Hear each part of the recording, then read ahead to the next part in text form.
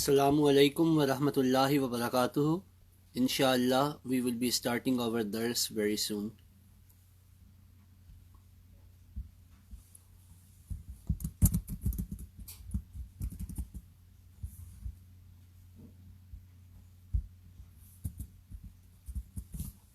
Wa alaikum assalam wa rahmatullah Muhammad Sadiq.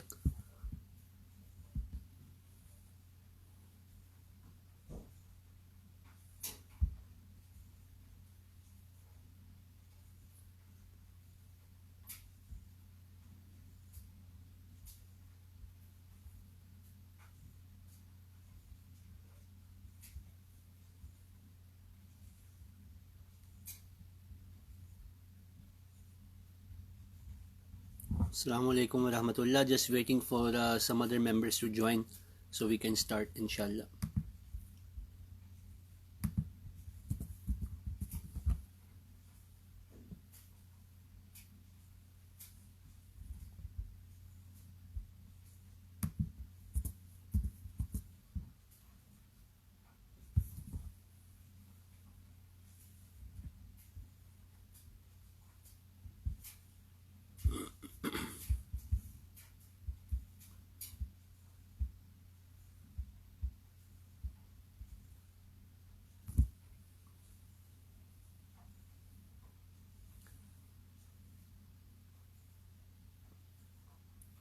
Please send a message if Tuan Mukhlis has already joined so that we can start because of the translation.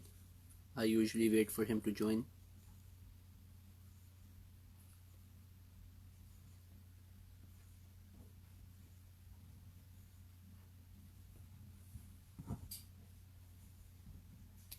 Wa alaikum assalam wa rahmatullahi wa barakatuhu.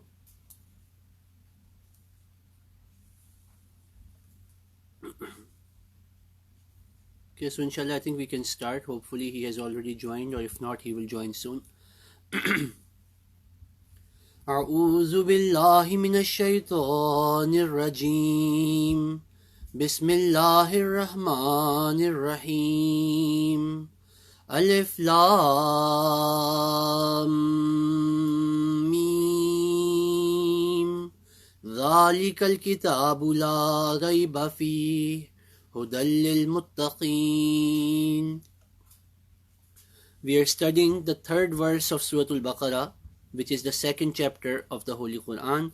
The literal translation, the word-by-word translation of this ayah is as follows: ذَلِكَ, that, Al-Kitab, the book or the perfect book, La Raib, no doubt, Fihi, in it, Hudan, guidance, Lil Muttaqeen, for the righteous.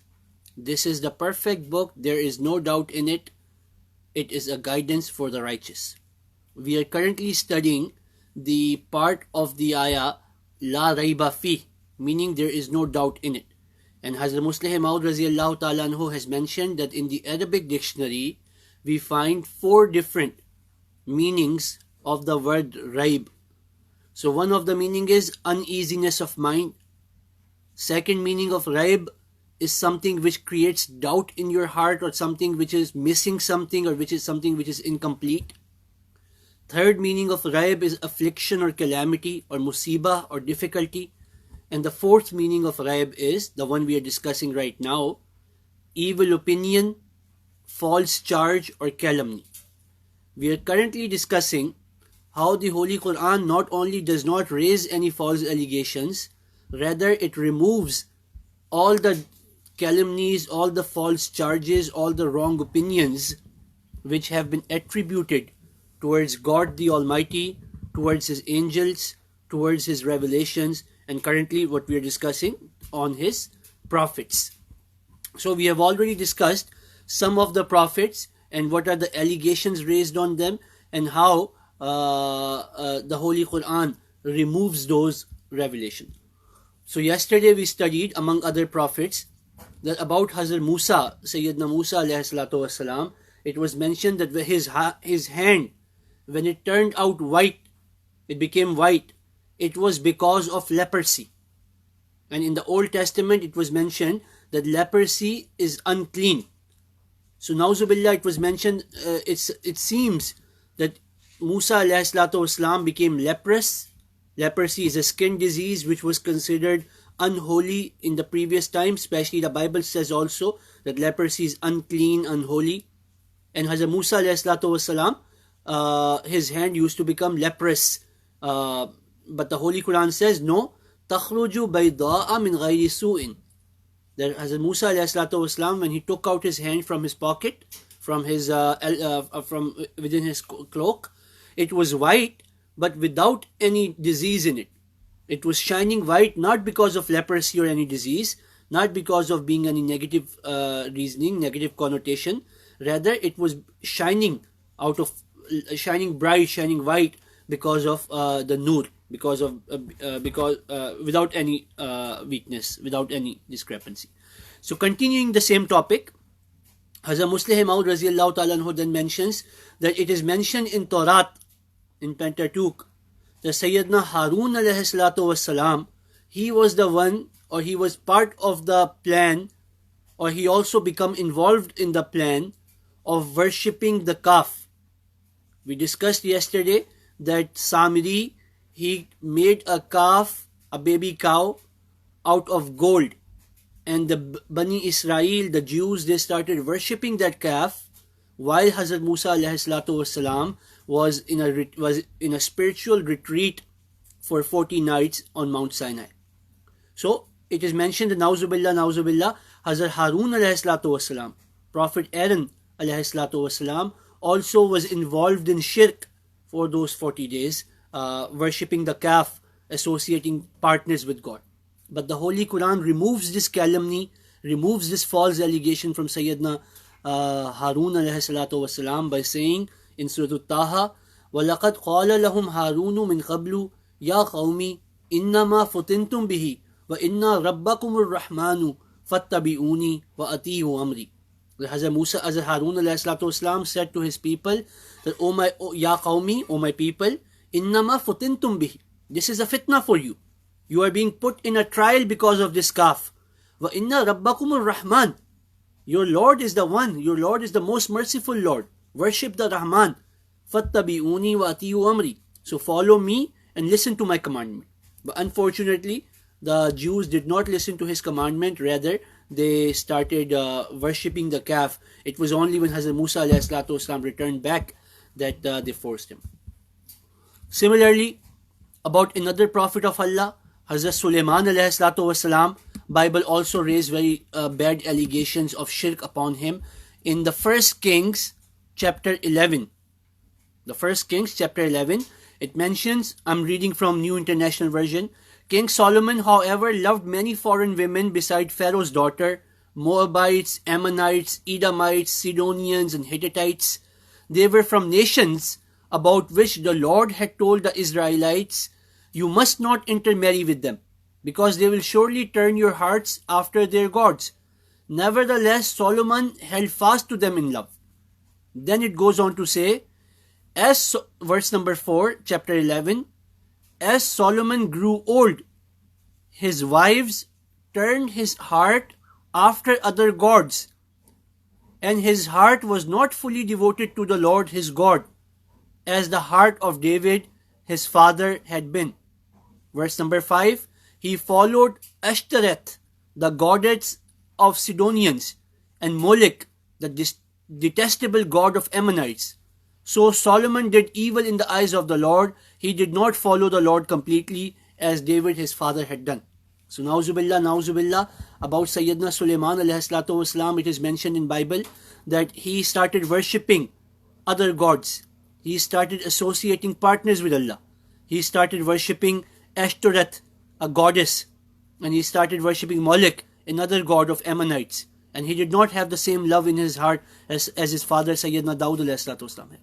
So it is a very despicable allegation raised against a very holy, pious prophet of God, and Allah Ta'ala removes this allegation from Sayyidina Sulaiman alayhi salatu wasalam. It says in Surah Al-Baqra, وَمَا كَفَرَ سُلَيْمَانُ وَلَكِنَّ الشَّيَاطِينَ كَفَرُوا. That it was not Solomon alayhi salatu wasalam who disbelieved, it was the shayateen, it was the other people who did kufr. So Holy Quran ذَلِكَ الْكِتَابُ لَا رَيْبَ فِيهِ, this is a perfect book. It removes the calumnies from previous prophets. La raiba fi does not have any calumnies. La raiba fi does not have any false allegations. And in a broader aspect, it even removes allegations and false allegations from previous scriptures. So Hazrat Sulaiman ﷺ, allegation was raised in the Bible that he became mushrik. He started associating partners with Allah. But the Holy Quran says, وَمَا كَفَرَ Sulaiman. Sulaiman did not do kufr. Sulaiman was not a disbeliever. Then the closest to Rasulullah sallallahu alaihi wasallam, the prophet right before Rasulullah sallallahu alaihi wasallam, was Sayyidina Isa alayhi salatu wasalam. And unfortunately, many allegations were raised upon Hazrat Isa alayhi salatu wasalam. As a side point, before I just continue the discussion from Tafsir Kabir, about Hazrat Isa alayhi salatu wasalam, allegations are raised about his birth, allegations are raised about his death, and allegations are raised about his supposed coming back from his life. That is why the Holy Quran had to say from his mouth that the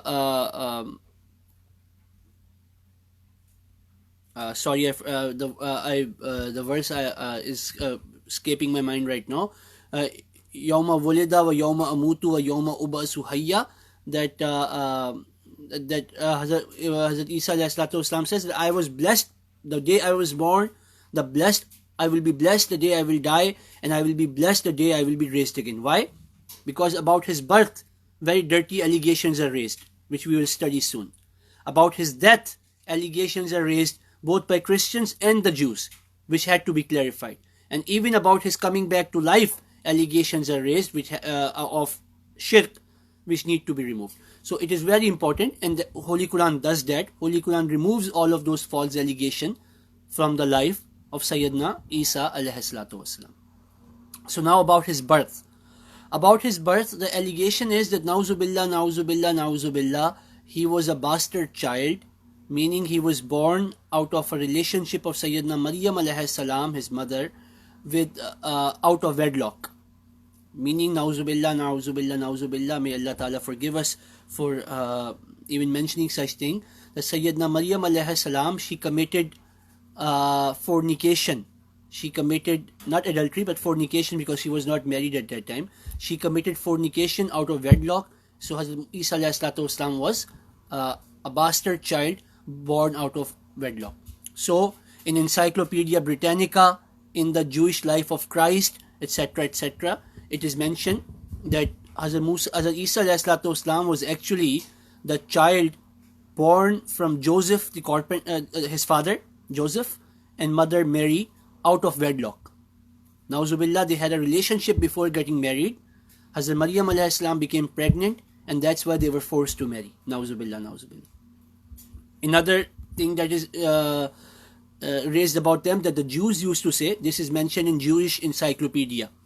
It is mentioned, Nauzubillah, that Hazrat Maryam alayhi salam had an illicit relationship with a Roman sentinel, with a Roman soldier by the name of Panthera.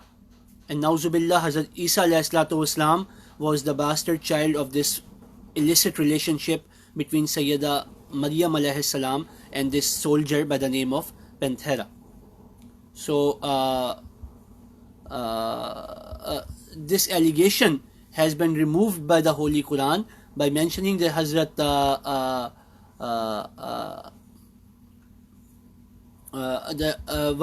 the Holy Quran says, وَالَّتِي أَحْسَنَتْ فَرْجَهَا فَنَفَخْنَا فِيهَا مِنْ رُوحِنَا وَجَعَلْنَاهَا وَابْنَهَا آيَةً لِلْعَالَمِينَ.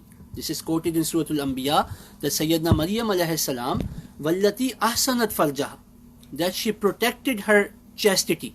She did not have any illicit relationship. فَنَفَخْنَا فِيهَا مِنْ رُوحِنَا, rather that virgin child was born because of our command. We breathed our ruh, our mercy into her, and because of that she became pregnant. وَجَعَلْنَاهَا وَابْنَهَا آيَةً لِلْعَالَمِينَ, and we made her and her child a sign, meaning Hazrat Isa alayhi salatu wasalam, a child, a sign for the people to follow. Similarly, it is mentioned that he used to receive false prophecies. The Hazrat Isa alayhi salatu wasalam had a relationship with sorry, he had a false relationship, and the teachers of the law who came down from Jerusalem said, he is possessed by Beelzebul, by the prince of demons. He is driving out demons. That one of the allegations which were raised by the Jews, which is mentioned in the Bible also, that Sayyidina Isa alayhi salatu wasalam was not a true prophet, rather he was possessed by demons. So the Holy Quran also refutes this calumny, this false allegation about Hazrat Isa alayhi salatu wasalam, by saying that he was protected by Allah from any relationship with shaitan. Allah Ta'ala says in Surah Al-Baqra, وَعَاتَيْنَا إِيسَى ابْنَ مَرْيَمَ الْبَيِّنَاتِ وَأَيَّدْنَاهُ بِرُوحِ الْقُدُسِ.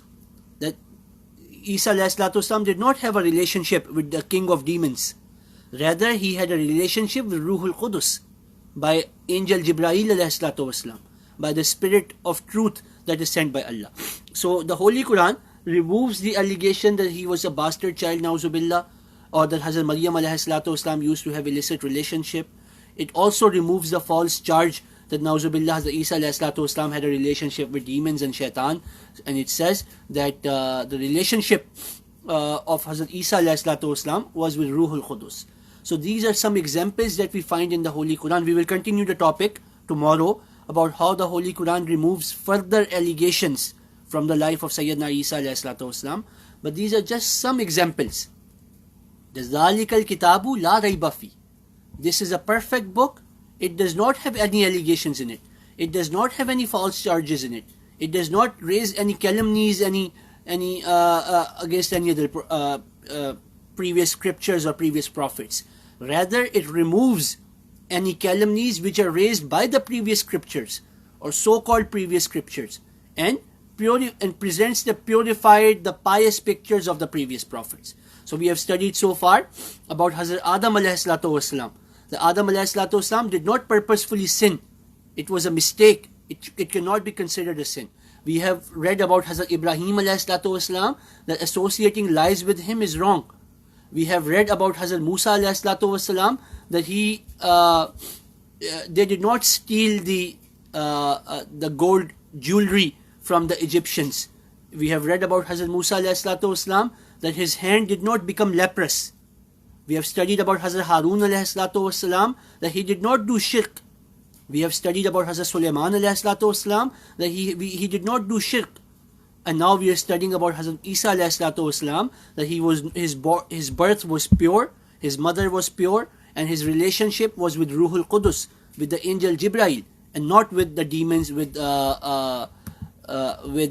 Beelzebul, by the prince of demons, rather by Ruhul Qudus, the spirit of mercy from Allah, by Hazrat Jibreel alayhi salatu wasalam. So we will continue the discussion, but the point is that without the Holy Quran, how can a person respect such figures? So Hazrat Sulaiman is a prophet of God, but I presented to you the verses of the first kings. If the Holy Quran had not come, what would be your opinion about Prophet Sulaiman alayhi salatu wasalam? Your opinion would be that he became mushrik because of the love of women. He wanted to marry many women. It is mentioned in the same verses, he has 700 women, 700 wives. So na'uzubillah, if it's true, it says that he became, because of the love of women, he became a mushrik. So how can we consider him a prophet? Let alone a prophet, even a righteous person. So it is a great mercy of the Holy Quran. It is a great favor of the Holy Quran upon the previous scriptures, upon the previous prophets, that it cleansed them, it purified them, it removed all of the blemishes which were raised upon their character by the misunderstanding or because of the wrong attributions of the previous scriptures. So we should present this side of the Holy Quran to our Christian, to our Jewish, to our other friends, that look, Holy Quran, Islam does not hate you. Rather, Islam presents the purified picture, the pure and pristine picture of religion, of prophets, of belief in God and angels, etc. So may Allah Ta'ala enable us to read the Holy Quran, to learn the translation of the Holy Quran, to study and think about the meanings of the Holy Quran, and then above all, make the Holy Quran a part of our life and act upon the teachings of the Holy Quran. Ameen. Allahumma salli ala Muhammadin wa ala ali Muhammad wa barik wa sallim innaka hamidun majid. Assalamu alaikum wa rahmatullah.